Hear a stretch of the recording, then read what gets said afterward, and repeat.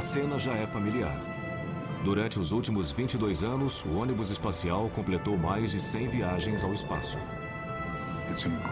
É uma máquina de uma complexidade incrível e que obteve um sucesso igualmente incrível. Ela opera no limite da capacidade tecnológica. A exploração do espaço pelo homem parece bem rotineira, mas trazer uma tripulação de volta à Terra com segurança é sempre um desafio perigoso e complexo. Ao penetrar na atmosfera a uma velocidade 25 vezes superior à do som, o atrito com o ar eleva a temperatura do ônibus espacial a cerca de 1.500 graus centígrados. Somos nós que estamos brilhando assim? Somos sim. Há milhares de coisas que podem falhar, causando uma catástrofe. E no dia 1º de fevereiro de 2003, isso aconteceu. Voltando para casa, desafiando a atmosfera. Centro Espacial Kennedy, Cabo Canaveral, Flórida, 16 de janeiro de 2003. Na plataforma de lançamento número 39A, o Columbia, primeiro ônibus espacial a visitar o espaço, aguarda seu 28º lançamento. 7 astronautas treinaram durante meses para este dia. Ansiosos para dar início à sua missão espacial, verdadeira maratona de pesquisa científica no espaço, a tripulação está pronta para partir, liderada pelo comandante Rick Husband. Muitíssimo obrigado. Bom dia, Jeff. Boa sorte, que Deus os proteja.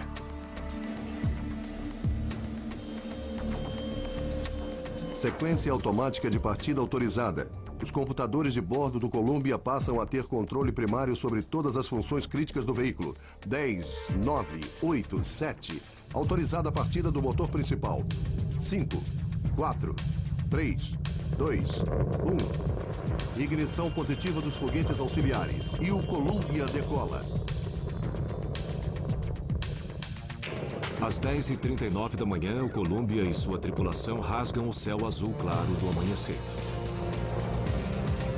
O Columbia está virando para atingir o azimuth correto de 39 graus de inclinação em órbita. Em apenas 8 minutos e meio, o Columbia queima quase 2 milhões de quilos de combustível e atinge a sua órbita a cerca de 300 quilômetros acima da superfície da Terra.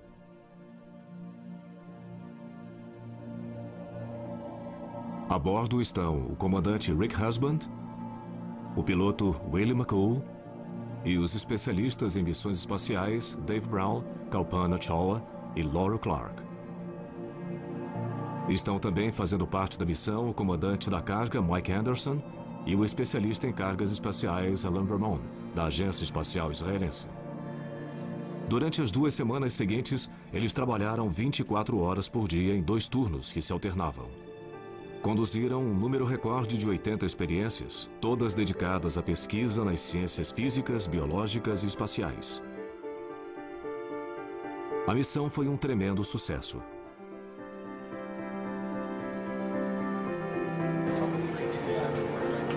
No dia 1º de fevereiro pela manhã, chega a hora de trazer o Columbia e sua tripulação de volta para casa. Quando o ônibus estava sobrevoando o Oceano Índico, a equipe de controle da missão, que fica em Houston, autoriza a reentrada. O Columbia inicia sua queda livre, controlada, para retornar à Terra, lançando-se em direção ao planeta a quase 30.000 km por hora. Quando atinge a atmosfera densa da Terra, o ônibus é cercado por um envoltório de gás que se queima a uma temperatura equivalente a 1/3 da existente na superfície do Sol. Nada sugeria que, dentro de poucos minutos, essa poderosa força da natureza daria término às vidas das 7 pessoas que estavam a bordo. É fantástico. Está ficando muito brilhante lá fora. Você não ia querer estar lá agora. O Columbia chega até a linha da costa da Califórnia. Tudo parece normal. Olha ele lá! There's 7 people in that thing. O pouso no Centro Espacial Kennedy, na Flórida, ocorreria em menos de 25 minutos. Como foi a coisa? Câmbio? E foi aí que algo deu errado. As testemunhas viram o que pareciam destroços caírem do ônibus. O controle da missão desconhecia qualquer problema, mas alguns minutos depois eles começam a estranhar certas leituras de temperatura vindas de sensores colocados no trem de pouso esquerdo da nave. Eles entraram em contato com o comandante Rick Husband. Columbia, aqui é Houston. Estamos vendo suas mensagens de pressão dos pneus, mas não copiamos sua última. Positivo.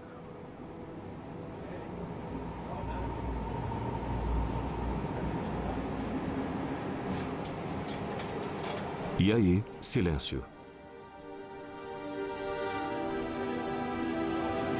Havia acontecido o inimaginável. O Columbia desintegrou-se no céu sobre o Texas.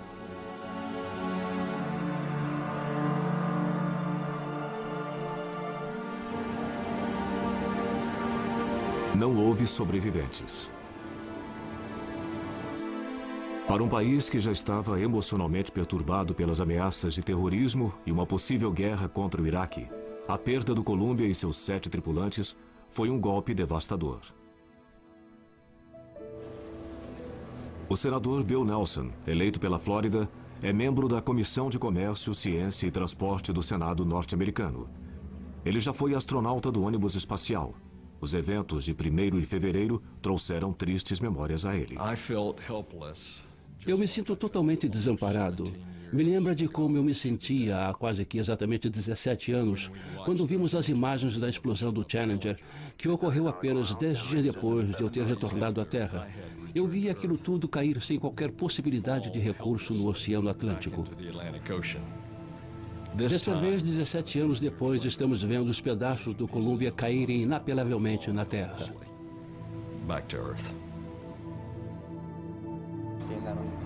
Imediatamente após a tragédia, os investigadores começam a varrer milhares de quilômetros quadrados que ficam sob a rota final do Columbia. Eles esperam que os destroços que caíram ao solo numa chuva de metal aquecido possam fornecer pistas. Mas encontrar respostas pode levar meses. As primeiras indicações são de que as brutais condições da reentrada tiveram um papel relevante no desastre. A entrada é um problema muito complexo, porque ela envolve a retirada de um veículo que está em órbita a mais de 7.800 metros por segundo e basicamente fazê-lo parar no solo.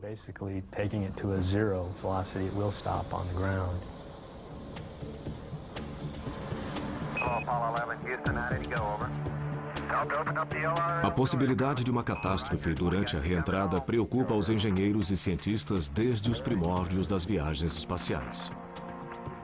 No início dos anos 70, quando os últimos astronautas das missões Apollo caíam em segurança através da atmosfera, cercados por chamas, parecia que as dificuldades haviam sido superadas. O homem havia conquistado a Lua e os engenheiros da NASA começaram a perguntar: o que vamos fazer agora? A resposta a essa pergunta foi a construção de um veículo espacial reutilizável, que pudesse atender a uma larga gama de usuários, dos operadores comerciais de satélites aos cientistas, passando pelos militares, e que pudesse ainda aguentar repetidamente as condições cruéis da reentrada. Queríamos construir um veículo muito eficaz que pudesse levar uma boa carga ao espaço e fazer isso muitas vezes criando uma rotina. Era isso que tínhamos em mente quando projetamos o ônibus espacial. Em 1981, depois de quase uma década de discussões políticas e superadas as dificuldades de projeto, a NASA terminou de montar o primeiro ônibus espacial. O ônibus espacial tem um porte semelhante ao de um jato comercial DC-9 e comporta tripulações de até 10 astronautas e cientistas em viagens de ida e volta ao espaço.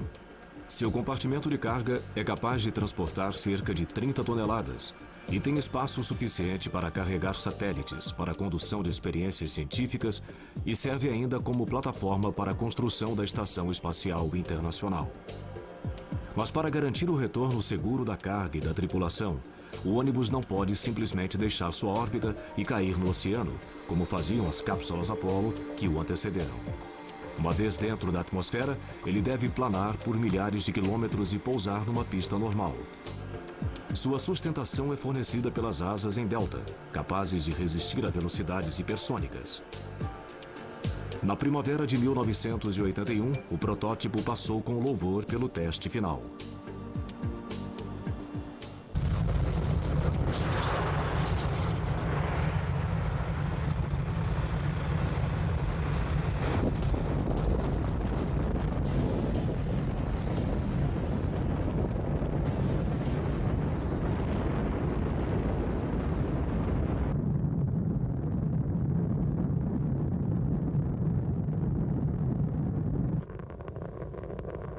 É necessária muita potência para levar um veículo que pesa mais de 2.000 toneladas a uma altitude de 360 quilômetros.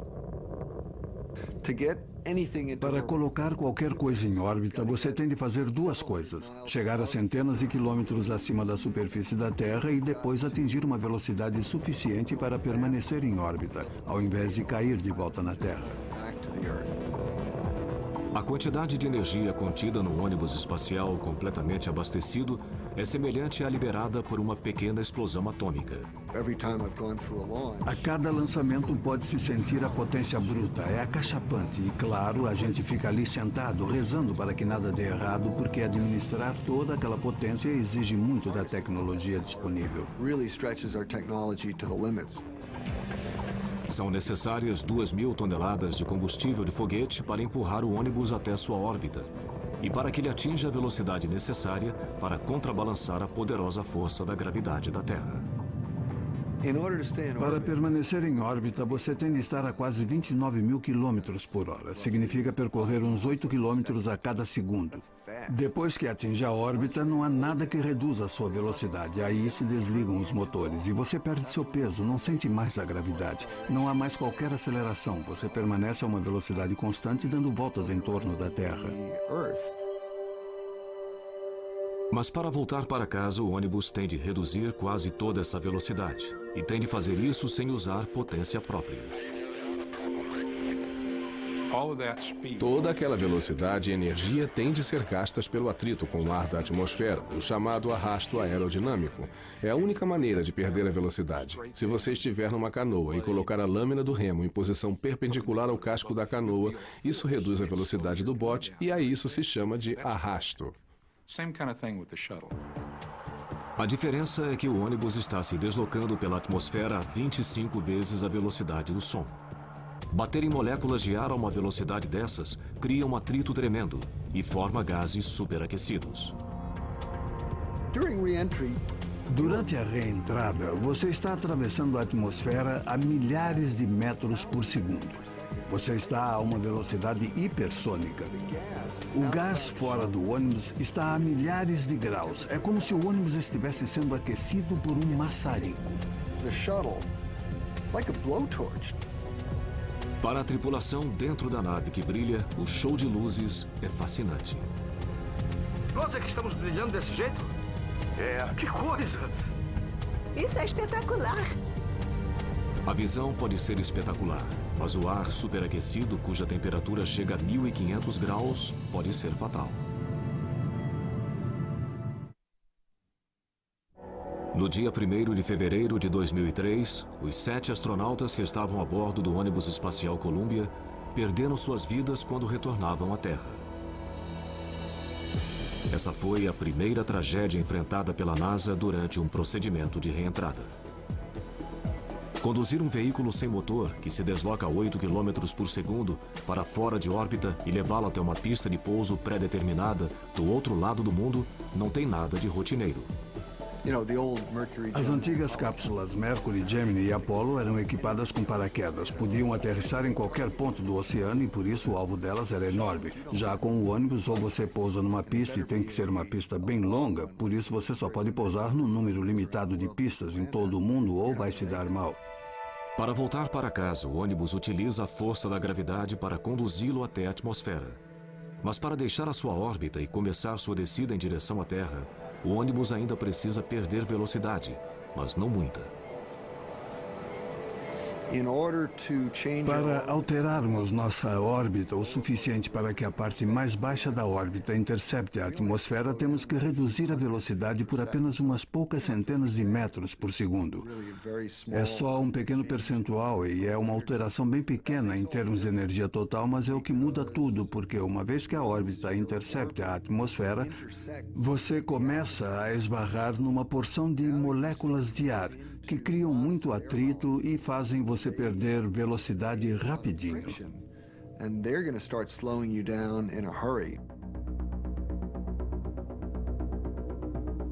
Antes de voltar à atmosfera, a tripulação coloca a nave de cabeça para baixo e vira a traseira para frente. E aí começam a ser disparados os foguetes de manobra do ônibus em órbita. O empuxo de quase 3.000 quilos de cada motor faz com que, em poucos minutos, a nave saia de órbita. E ela começa a descer. Se o procedimento foi iniciado, não há como voltar atrás. Essa trajetória de queda livre é o que chamamos de primeira parte da saída de órbita. Você ainda está sem peso, mas está se aproximando da Terra e durante essa fase tem de orientar corretamente o ônibus para que quando comece a penetrar mais na atmosfera, possa voar. Decidir quando e onde ligar os motores para sair de órbita é algo que demanda muita perícia, pois quando o ônibus atingir a atmosfera, ele deve estar dentro de um corredor estreito que o conduzirá em rumo direto até a pista de pouso. Além de a pista estar à frente do veículo, o procedimento todo deve ser iniciado no instante correto, porque você não pode estar muito longe nem muito perto da pista de pouso. Se o ônibus penetra na atmosfera muito perto da pista de pouso, o forte ângulo de entrada necessário para conduzi-lo à pista causará um aquecimento rápido demais, devido ao atrito. Ele se desintegraria. Se ele penetra na atmosfera num ângulo muito pequeno, as asas começam a gerar sustentação. Nesse caso, o ônibus resvalaria de novo para fora da atmosfera, assim como uma pedra chata que se joga sobre a água de um lago. Para cair num rumo preciso, o piloto automático guia o ônibus usando 38 pequenos foguetes, que formam o chamado sistema de controle por reação. Eles ficam no nariz e na cauda da nave e disparam jatos curtos em qualquer direção que for necessária. Precisa-se de apenas 12 quilos de empuxo para manobrar o veículo. Parece pouco, mas não há atrito no espaço para impedir que o ônibus se desloque, por isso um foguete de 12 quilos é suficiente. Os engenheiros projetam cada reentrada para que o veículo atinja a atmosfera a menos de 8.000 quilômetros do local de pouso. Mas manter uma trajetória precisa enquanto se cai para a Terra é apenas parte do desafio da reentrada. O ônibus deve perder quase toda a sua velocidade e deve fazer isso seguindo uma razão precisa. Se você tem um planador enorme que plana pouco melhor do que um tijolo, que é mais ou menos o caso do ônibus, e você mira bem de frente para a pista de pouso e tem uma altitude apenas suficiente para trocar pela energia necessária para chegar à pista, a sua margem de erro é mínima. O ônibus sem motor precisa gerar sustentação suficiente sob suas asas para planar por cerca de 8.000 quilômetros até o local do pouso. Ao mesmo tempo, ele tem de gerar arrasto suficiente para reduzir sua velocidade de Mach de 25 para umas poucas centenas de quilômetros por hora, sem se aquecer demais em decorrência do atrito. Usando dados obtidos em testes em túnel de vento, os engenheiros chegaram à conclusão que para manter esse equilíbrio delicado, o nariz do ônibus precisa estar para cima, num ângulo de 40 graus, quando ele penetra na atmosfera. Você tem de manter esse equilíbrio o tempo todo. Você altera ligeiramente o ângulo de ataque de 40 graus, fazendo-o variar mais ou menos 3 graus. É muito difícil atingir todos esses objetivos, manter a trajetória ao mesmo tempo em que se mantém o atrito e o aquecimento máximo dos níveis desejados. Com um ângulo de 40 graus na reentrada, o ônibus entra na atmosfera de barriga. Logo depois, ele é envolvido por um cobertor de fogo.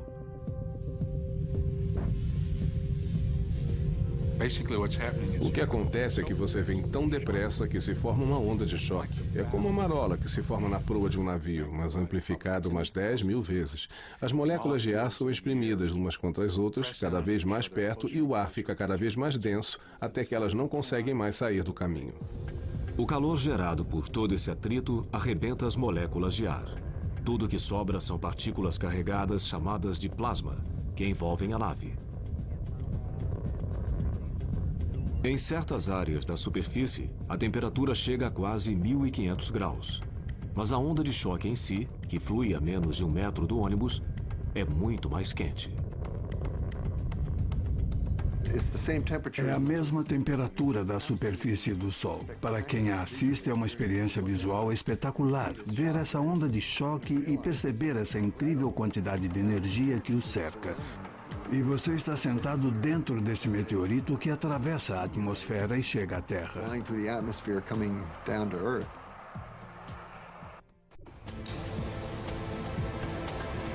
Para um veículo cuja estrutura básica é feita de liga de alumínio, parecida com as usadas em aviões, a exposição a esse nível de calor seria catastrófica. O alumínio começa a se derreter a algumas centenas de graus apenas. Acima de 540 graus ele se mantém derretido.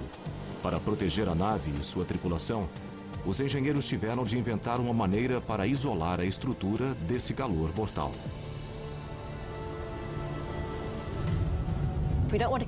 Não queremos que todo esse calor seja conduzido para a estrutura, mas irradiá-lo para fora novamente. Rejeitar o calor, mantê-lo à distância do veículo.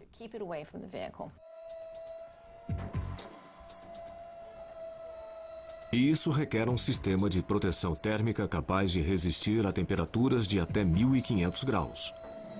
No caso do ônibus espacial, esse material deve ser reutilizável, uma coisa que não havia ocorrido antes.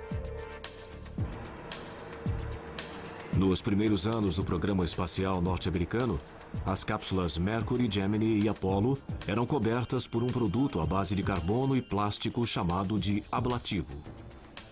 Sob calor intenso, esse material ablativo queima e forma gases. Nesse processo de evaporação, os gases se espalham pela atmosfera, afastando-se da cápsula, carregando consigo o calor da reentrada. Embora seja eficaz, o material ablativo só pode ser usado uma única vez, e é também muito pesado. É claro que você vai querer colocar o máximo de carga útil em órbita da Terra, e cada quilo que você acaba colocando no escudo térmico significa 1 quilo a menos na carga útil levada ao espaço. Por isso, quanto mais leve, melhor para todos. A solução no caso do ônibus espacial norte-americano são telhas de cerâmica, placas feitas de fibras de silício extraídas de uma areia que só é encontrada no Brasil. As fibras de silício são misturadas com água e outros materiais e tomam a forma de blocos. Depois que o excesso de água é retirado, faz-se a liga da mistura por um processo que utiliza calor. O resultado é um material poroso, cerâmico, composto pelas fibras de silício, que são leves e resistentes ao calor e cheio de bolhas de ar. Do grande bloco são cortadas placas e cada uma é usinada até chegar a um tamanho e formato próprio, que depende do local da nave que ela vai proteger. Cada peça é então cozida em forno a 1.260 graus. As placas dissipam o calor com tanta eficácia que se pode pegá-las com as mãos, segundos após saírem do forno. As placas destinadas a protegerem a barriga do ônibus espacial do calor da reentrada são ainda revestidas na face e nos lados, com um líquido preto que se vitrifica. O preto irradia o calor com eficácia e o revestimento em si evita que as partículas de plasma adiram à superfície da placa. Mas as placas se danificam com facilidade. No total, são necessárias mais de 20.000 placas para proteger toda a nave. Cada placa é colada à mão sobre a superfície do ônibus espacial com uma cola à base de borracha. Essas placas pretas são capazes de proteger a nave em temperaturas que chegam a atingir 1.260 graus. Mas algumas áreas ficam ainda mais quentes. O ônibus espacial se move para frente, por isso suas seções dianteiras são as primeiras a encontrar o ar e se aquecem mais do que qualquer outra parte da nave. E essas seções são a ponta do nariz e o bordo de ataque das asas. A temperatura nessas áreas chega a quase 1.650 graus centígrados. Placas de cerâmica expostas a uma temperatura dessas simplesmente se desintegram. Por isso, os engenheiros desenvolveram um material composto que não é poroso chamado de carbono-carbono reforçado, ou RCC. Essas peças fáceis de identificar por sua cor cinza são maiores e mais fortes e podem resistir a temperaturas muito mais altas do que as placas pretas. O ponto negativo é que elas são muito mais pesadas e não faria sentido cobrir a nave toda, pois ela não sairia do chão. Por isso, seu uso é restrito às partes que ficam mais quentes durante a reentrada. Painéis curvos de RCC são encaixados em locais como o bordo de ataque das asas.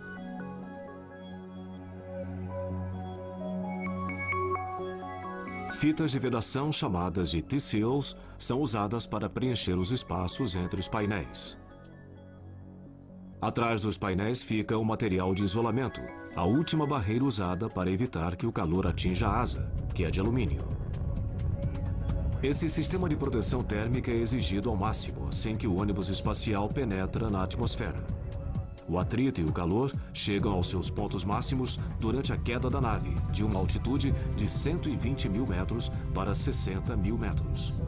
É também nesse trajeto que o ônibus deixa de ser uma nave espacial e assume o comportamento de um avião convencional. Na medida em que o ar se torna mais denso, os flaps das asas e o leme começam a atuar. Usando o ar para manobrar como um avião, o ônibus espacial consegue perder mais velocidade. Ele inicia uma série de manobras chamadas de curvas em S.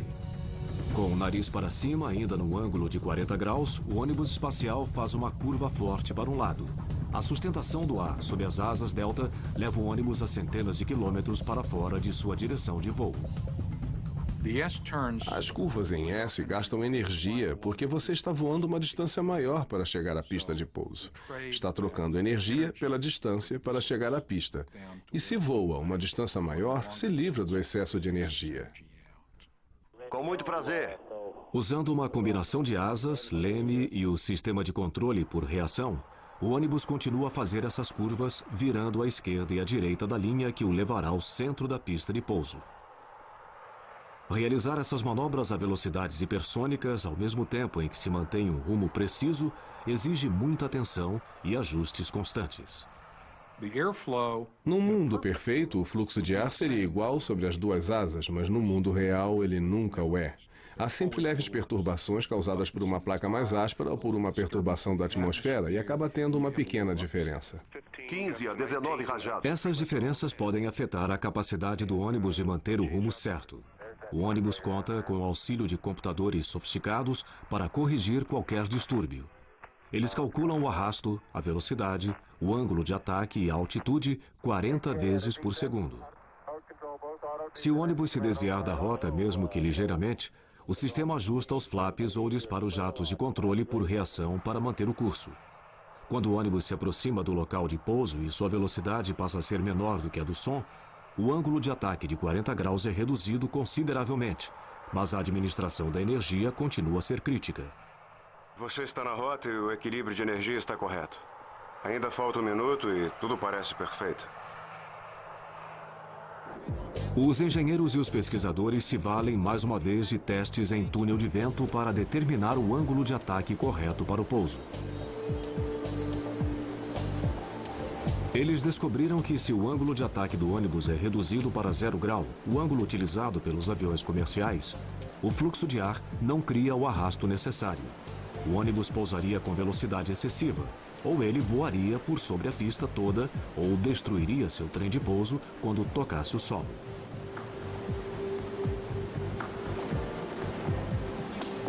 Mas se o nariz do ônibus está apontado para cima num ângulo de 14 graus quando ele reduz sua velocidade hipersônica, o equilíbrio entre a sustentação e o arrasto o levará com segurança até a pista.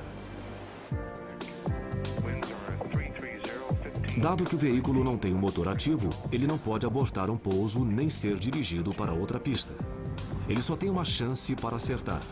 A 90 km da pista, um dos pilotos assume o comando, que estava com o computador.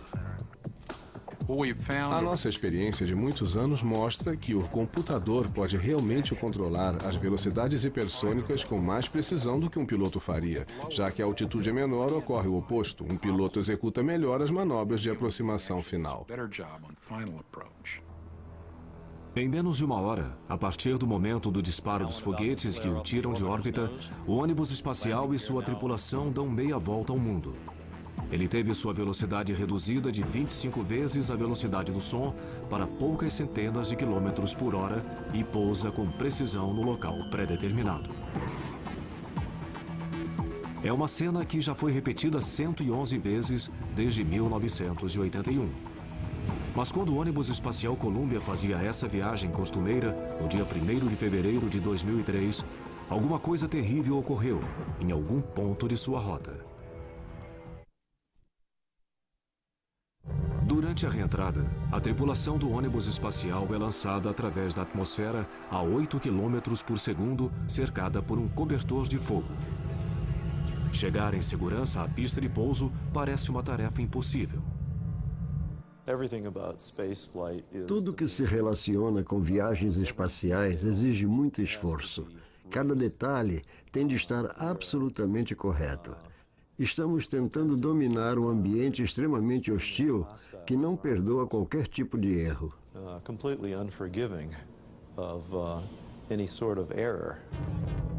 Mas nunca se havia perdido um ônibus espacial durante a reentrada, até a manhã do dia 1º de fevereiro de 2003. O Columbia e os 7 astronautas que estavam a bordo mergulhavam para o local de pouso no Centro Espacial Kennedy, no estado da Flórida. Mas por volta das 9 horas da manhã, horário da costa leste dos Estados Unidos, ocorreu um desastre. O Columbia, que foi o primeiro ônibus espacial da NASA a voar no espaço, despedaçou-se no céu do Texas, viajando a mais de 20 mil quilômetros por hora. Milhares de pesquisadores varreram a região sudoeste dos Estados Unidos à procura de destroços. Enquanto isso, os empregados da NASA reconstruíam meticulosamente cada momento da missão da Columbia. Uma pista encontrada durante a análise do lançamento do ônibus espacial, ocorrido 2 semanas antes, no dia 16 de janeiro. As imagens de vídeo mostram que 82 segundos depois da decolagem, uma peça de espuma, com um comprimento de 61 centímetros e uma largura de 38 centímetros, caiu do tanque de combustível externo. Essa peça bateu na parte inferior esquerda do Columbia. Ela parece ter atingido os painéis de RCC do bordo de ataque da asa, os painéis que protegem a estrutura de alumínio da nave do intenso calor da reentrada. Os engenheiros tomaram conhecimento de que essa peça havia atingido o ônibus espacial no dia seguinte ao do lançamento, mas era comum a queda de peças de espuma do tanque externo de combustível durante o lançamento. Mas isso nunca causou danos de monta e nada fazia crer que fosse diferente dessa vez. O tanque externo tem um comprimento de 47 metros e contém mais de 680 toneladas de combustível super resfriado. O exterior do tanque é coberto por uma espuma cor laranja que ajuda a manter baixa temperatura. Às vezes aparecem bolhas sob a espuma, depois que ela é aplicada. São bolhas cheias de ar úmido. Durante o lançamento, quando aumentam a velocidade e a altitude do ônibus espacial, as temperaturas variam bastante ao longo do exterior do tanque. As bolhas presas na espuma se expandem, rompendo a espuma que cai.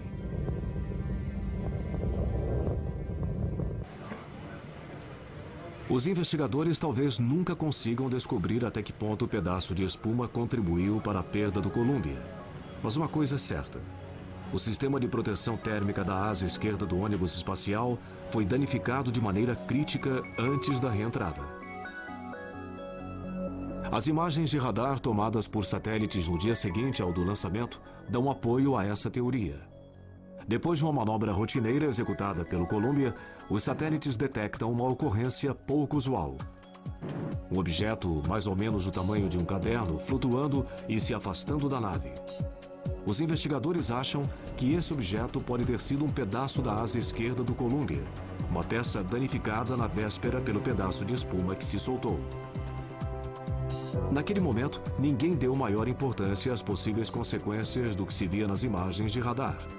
Se tivesse sido de fato um pedaço do ônibus, o Columbia retornaria à atmosfera com um buraco na sua asa esquerda, sem que sua tripulação se desse conta disso.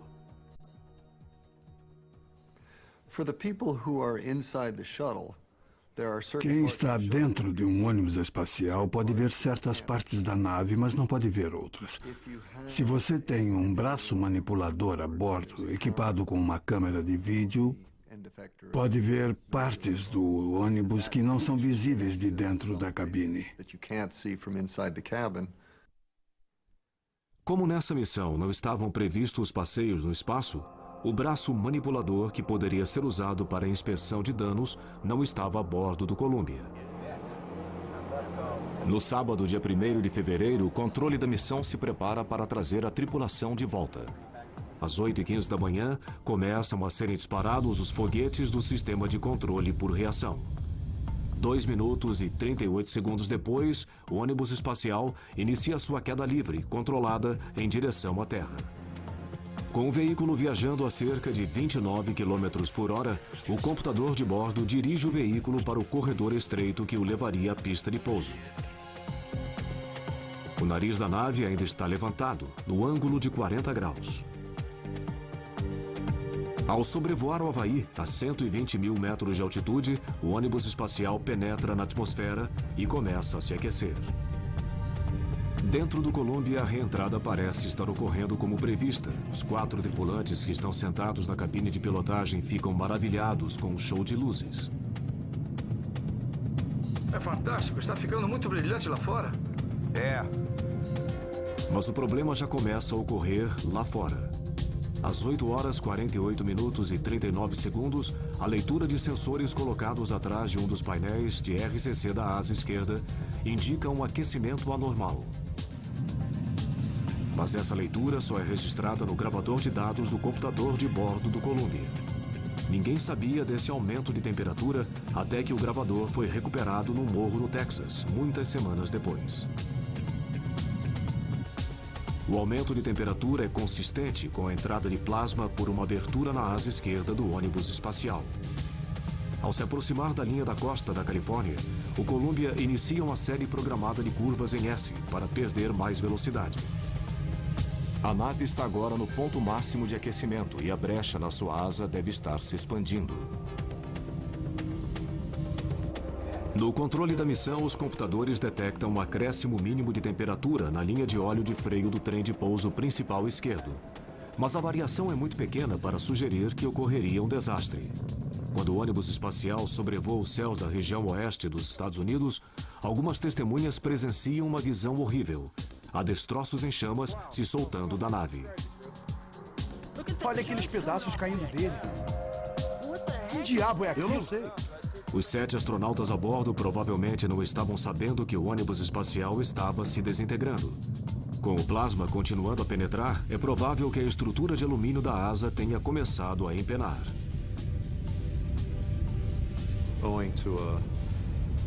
Devido a uma fenda nos painéis de RCC do bordo de ataque, os gases quentes penetraram no interior da asa e derreteram a asa de dentro para fora.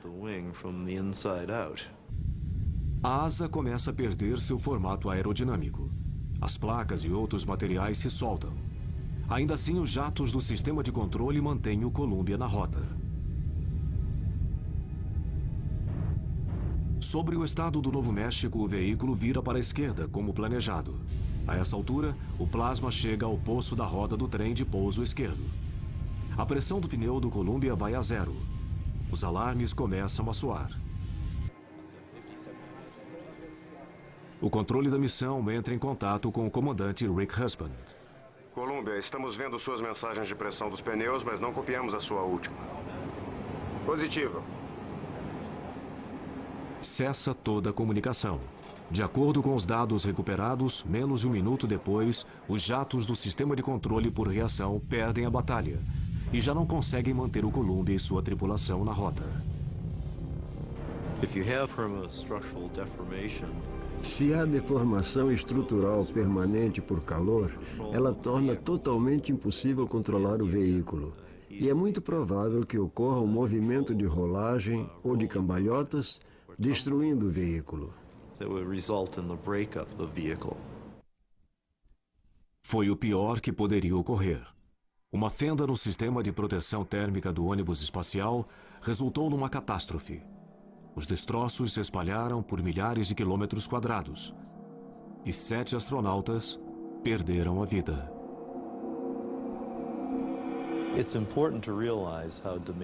É importante compreender os altos riscos dos voos espaciais e como tudo tem de estar absolutamente correto. Infelizmente, nós estávamos acostumados a presenciar uma série de milagres durante os quais, de muitos milhares de coisas que podiam dar errado, nada dava errado. Até que se chegou a um dia de má sorte. Os dados computados nos meses seguintes indicam que o dano causado à asa esquerda foi a causa do desastre. Um dano que ninguém identificou na época. Mas as perguntas persistem. Se os controladores de voo soubessem antes da reentrada que o Columbia havia sofrido um dano perigoso no seu sistema de proteção térmica, será que eles teriam encontrado uma maneira de salvar a tripulação? Quando o Columbia foi lançado ao espaço no dia 16 de janeiro de 2003, viu-se um pedaço de espuma caindo do tanque externo. Ele parece bater na parte inferior esquerda da nave, perto dos painéis de RCC do bordo de ataque da asa. Os analistas concluem que esse dano é mínimo, mas o Columbia é o ônibus espacial mais velho da NASA. Os painéis podem ser fracos ou ter tido sua resistência estrutural afetada pelo tempo. Talvez por isso o dano pode ter sido muito mais extenso.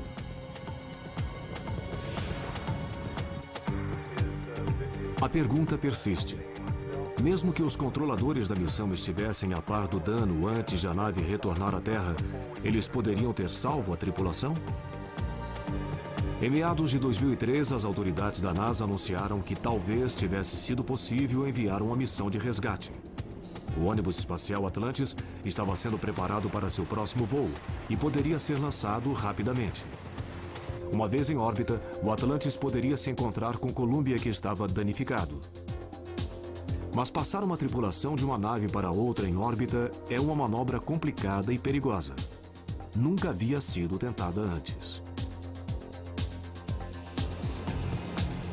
Até hoje não há como reparar as placas de cerâmica nem os painéis de RCC que protegem os bordos de ataque das asas com a nave ainda em órbita. Mas será que o Columbia poderia ter ancorado na Estação Espacial Internacional e esperar uma solução para o problema? Embora 95% das missões tenha a ver com a Estação Espacial, a última missão do Columbia não o levaria até ela. A quantidade de combustível que havia a bordo não era suficiente para que ele subisse para uma órbita mais alta, onde fica a estação espacial. Eu creio que os voos futuros deverão contar com alguma capacidade para reparo na estação espacial.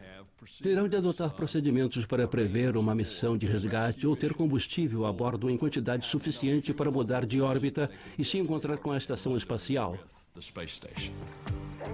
A comissão que investiga o acidente com o Columbia apresentou um relatório preliminar com recomendações. Em primeiro lugar, deverão ser feitas imagens do ônibus em órbita. Essas imagens detalhadas, obtidas por satélites ou do solo, devem revelar, espera-se, qualquer dano crítico antes que seja tarde demais. A comissão recomendou também que a NASA implemente um plano integrado para a inspeção do sistema de proteção térmica, antes e depois de cada missão. Os cientistas e os engenheiros continuam a desenvolver materiais novos e mais resistentes para a proteção dos ônibus e veículos futuros das duras condições encontradas nos voos espaciais. Por enquanto, as 3 naves remanescentes Atlantis, Endeavour e Discovery permanecerão no solo. Enquanto se revê o futuro do programa de ônibus espaciais, não se poderá desprezar as realizações dos últimos 22 anos. O ônibus espacial é o veículo mais extraordinário da era espacial. E eu digo isso sem medo, porque eles voaram mais e são os únicos veículos que podem ser reutilizados. Nós levamos mais pessoas ao espaço, executamos mais experimentos científicos e trouxemos de volta mais resultados científicos do que qualquer outra nave que tenha sido enviada ao espaço. Coisas como o telescópio espacial Hubble não existiriam sem um ônibus espacial. O fato de astronautas poderem repará-lo em órbita permite que o Hubble continue a ser uma peça-chave para os cientistas que desvendam os mistérios do universo. As imagens espetaculares que ele nos envia permitiram que se estudasse de forma inédita a formação de nosso sistema solar e as origens da vida na Terra. Apesar dos riscos inerentes ao envio de pessoas ao espaço, os astronautas e os cientistas acreditam que os benefícios que resultarão da continuação da exploração do espaço são maiores do que os riscos a ela inerentes. Os humanos são curiosos. Nós gostamos de saber sempre o que se esconde por trás de cada morro. Isso vai fundo no nosso senso de humanidade e se um dia perdermos a atração pelo desconhecido, eu acho que reduziríamos nossas possibilidades e eu espero que isso não ocorra nunca. Enviar pessoas ao espaço nos permite fazer coisas que as máquinas não podem fazer. É importante ter uma pessoa lá para mexer nas coisas com suas mãos, para ver coisas com seus olhos, para raciocinar instantaneamente sobre o que ocorre com o seu cérebro. Não há computadores nem robôs que possam fazer isso. Mas o mais importante é que esses seres humanos podem retornar e nos explicar como é ser um explorador do espaço. É isso que realmente importa quanto a enviar pessoas ao espaço. O ônibus espacial já foi colocado em órbita 113 vezes. Infelizmente, 2 dessas missões terminaram em desastre. Mesmo depois do acidente com o Columbia e a trágica perda de sua tripulação de 7 pessoas, os dirigentes da NASA permanecem confiantes que o ônibus espacial voltará a voar em breve.